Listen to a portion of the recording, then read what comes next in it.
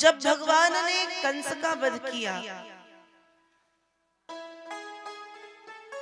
तो कंस की दो पत्नियां अस्ति प्राप्तिश्च कंसश्च महिष्यौ भरतर्षभा मृते भर्तरि दुःखार्ते इर्यतु स्म पितुर्ग्रहान्। कंस मारा गया। कंस की दोनों पत्नियां अपने पिता जरासंध के घर पहुंची। पिता जरासंध ने जब अपनी बेटियों की ऐसी स्थिति को देखा, ऐसी स्थिति मतलब विधवा वाले रूप को देखा, तो जरासंध को दुख हुआ। वो पूछता है कि बताओ तुम्हारी यह स्थिति किसने की? बेटियों ने भगवान कृष्ण का नाम लिया कि ये कृष्ण ने किया। जरासंध ने भगवान कृष्ण के ऊपर 17 बार 23 अक्षौहिणी सेना लेकर के आक्रमण किया और भगवान ने 17 बार जरासंध एवं उसकी सेना को हराया।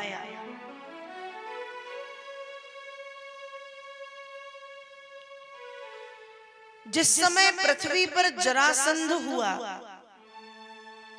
जरासंध के समकक्ष, जरासंध के समान ही बलशाली एक और राक्षस हुआ जिसका नाम था काल यवन। नारद जी पृथ्वी पर भ्रमण कर रहे थे। भ्रमण करते हुए नारद जी काल यवन के पास पहुंचे और काल यवन से बोले कि क्या तुम जानते हो इस संसार में सबसे ज्यादा बलशाली कौन है? काल यवन ने कहा कौन है नारद जी? नारद जी ने कहा तुम बड़े बलशाली हो। काल यवन प्रसन्न हो गया, पर नारद जी ने कहा कि अभी अभी एक वीर दिखने लगा है जो तुमसे अधिक बलशाली है। काल यवन कहता है नारद जी वह कौन है? नारद जी ने कहा देखो जानता तो मैं भी नहीं, पर मैंने सुना है कि कृष्ण बहुत बलशाली है। और ऐसा कहकर के नारद जी वहां से चले गए। काल यवन की भगवान कृष्ण के साथ किसी प्रकार की कोई शत्रुता नहीं थी, बस उसको ये ज्ञात था कि भगवान उससे ज्यादा बलशाली है कृष्ण। तो उसके मन में भगवान कृष्ण के प्रति जलन की भावना जाग गई, शत्रुता की भावना जाग गई, द्वेष का भाव जागृत हो गया और उसने भगवान को मारना चाहा। भगवान ने एक दिन बलराम जी के साथ बैठ के विचार किया कि मान लो हम जरासंध से युद्ध करने में लग गए और पीछे से काल यवन ने आक्रमण कर दिया तो हम क्या करेंगे? इसलिए समुद्र के किनारे कुछ पृथ्वी लेकर के भगवान ने वहां पर द्वारिकापुरी का निर्माण कराया। अपने परिवार के लोगों को भगवान द्वारिकापुरी में छोड़ आए। मथुरा के बाहर भगवान कृष्ण बिना अस्त्र शस्त्र के, बिना जूते चप्पल के ऐसे ही घूम रहे थे। काल यवन आया, दूर से देखा, कहता है लगता है यही पुरुष कृष्ण है, क्योंकि इसकी वेशभूषा नारद जी के द्वारा बताई गई वेशभूषा से मिलती जुलती, लेकिन इसके पास ना कोई अस्त्र है ना कोई शस्त्र है, ये तो ऐसे ही है, मैं भी इससे युद्ध करूंगा ऐसे ही बिना अस्त्र शस्त्र के। और काल यवन ने भगवान को देख करके अपने अस्त्र शस्त्र एक तरफ फेंक दिए, भगवान कृष्ण की ओर दौड़ा। जब भगवान ने उसे अपनी ओर आते हुए देखा तो पीठ दिखा करके भगवान भागे हैं, इसलिए भगवान का एक नाम पड़ गया रणछोड़।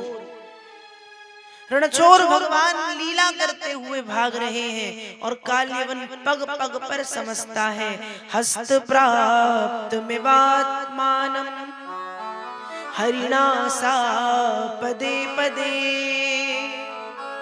नीतो दर्शयता दूरम यवने सोद्रीकंदरम। काल्यवन पग पग पर समझ रहा है कि बस पकड़ लूंगा, बस पहुंच ही गया, बस पहुंचने ही वाला, पर पकड़ नहीं पा रहा। और पहुंच पकड़ते पकड़ते पीछा करते करते कोशिश करते करते वो गंधमादन पर्वत की गुफा में पहुंचा है। भगवान पहले से गंधमादन पर्वत की गुफा में जाकर के छिप गए। उस गुफा में भगवान के परम भक्त मुचकुंद विश्राम कर रहे थे। अपना पीताम्बर भगवान ने मुचकुंद को उड़ाया, स्वयं भगवान छिपे हैं। काल्यवन आया, मुचकुंद को सोता हुआ देखा, पर पीताम्बर ऊपर से भगवान कृष्ण का था, इसलिए उसे लगा ये कृष्ण है जो मुझे देख करके बन बन के सो रहा है।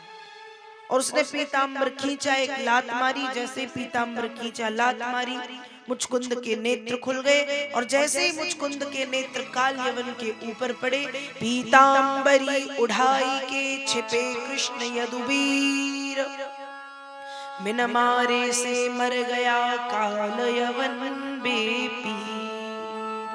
काल्यवन मारा गया। फिर भगवान ने अपने भक्त मुचकुंद को अपने स्वरूप का दर्शन कराया।